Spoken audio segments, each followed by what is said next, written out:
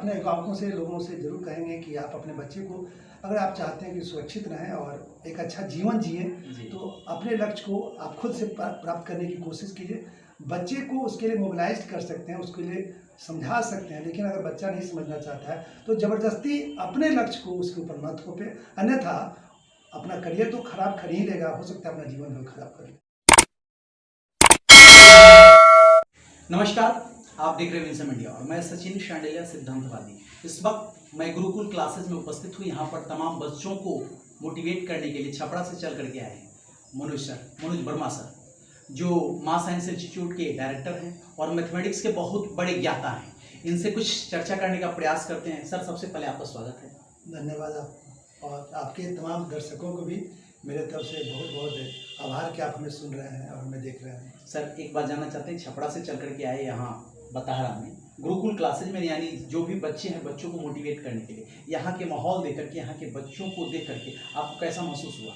हमें लगता है कि जो शहर के बच्चे जो हैं उससे ज़्यादा ऊर्जावान, ज़्यादा बुद्धिमान और ज़्यादा अनुशासित बच्चे गांव के ही हैं जी। और मुझे लगता है कि अगर ईमानदारी से प्रयास और मेहनत किया जाए इन बच्चों पे, तो सारे जो परिणाम, रिजल्ट जो आते हैं अच्छी परीक्षाओं के, सारे अच्छे रिजल्ट गाँव से ही आएंगे, यानी गुरुकुल जैसे क्लासेस से ही, गुरुकुल जैसे स्कूल से ही आ सकते हैं जी।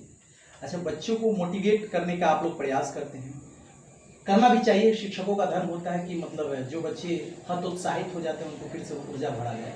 तो कुछ ऐसे भी बच्चे हैं जो लक्ष्य बड़ा बना लिए हैं और उनको सफलता नहीं मिलती है, इस वजह से सुसाइड भी कर लेते हैं। आप हमेशा न्यूज़ के माध्यम से देखते होंगे कि कोटा गए, कहाँ गए बच्चे, और सफलता जब नहीं मिलती है तो सुसाइड कर लेते हैं, यानी अनेकों तरह के हथकंडे अपना करके अपने शरीर की क्षति पहुँचाते हैं।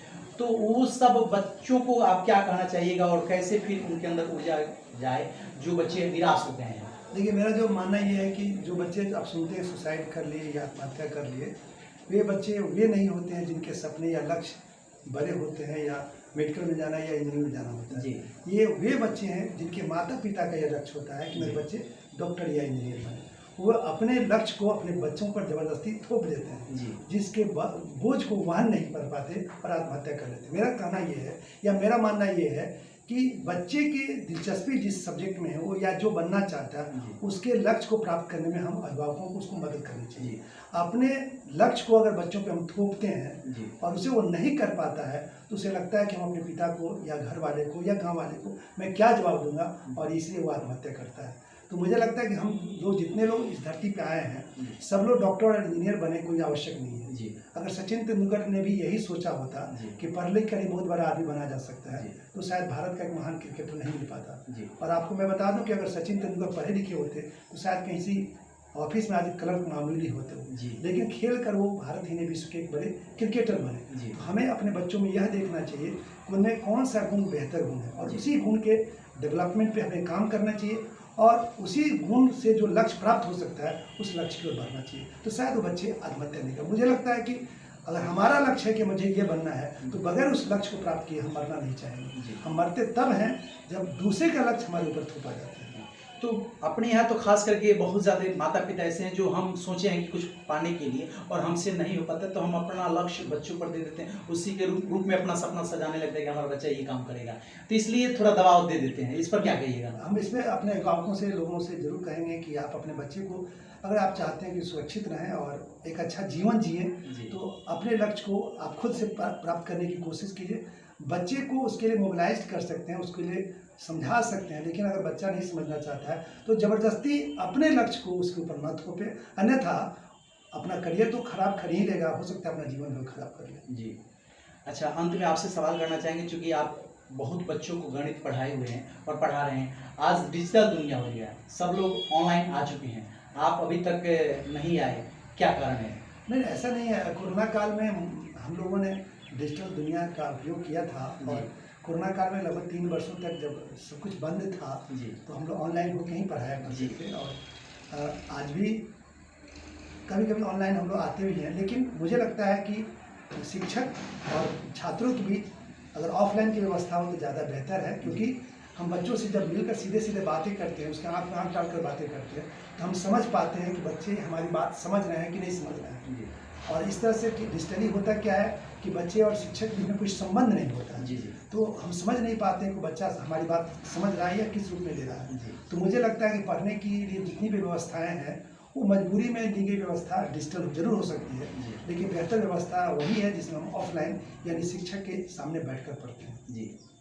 और अंत में हम आपसे ये जानना चाहते हैं कि जो बच्चे किसी फील्ड में कुछ करना चाहते हैं उनको आप अपने तरफ से क्या गुरु मंत्र दीजिएगा, जो लक्ष्य बड़ा पाने के लिए रखे हुए हैं, तो उनको कुछ गुरु मंत्र अपनी तरफ से दे दीजिए। मेरे पास 3 गुरु मंत्र हैं।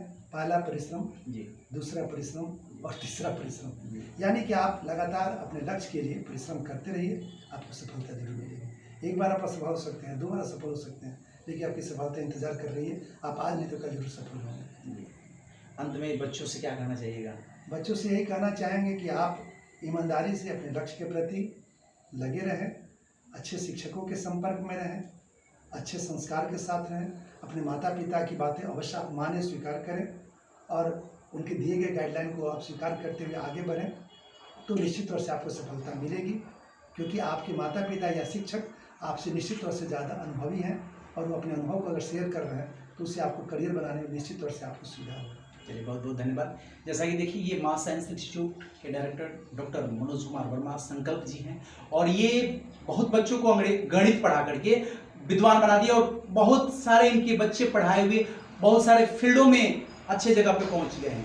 तो इनसे कुछ ज्ञान की बातें आप तक पहुंचाने का प्रयास किए और खास करके जो बच्चे अपने जीवन में कुछ उज्जवल भविष्य सजाने का कामना रखे हैं या कुछ करना चाहते हैं, तो इनसे कुछ सीखें और आकर के मिले और न्यूज़ के माध्यम से भी मोटिवेट होने का प्रयास करें। आप देख रहे हैं विंसम इंडिया। कमेंट में अपनी प्रतिक्रिया जरूर दीजिएगा कि हमारा प्रयास कैसा रहा। जय हिंद, जय भारत, धन्यवाद।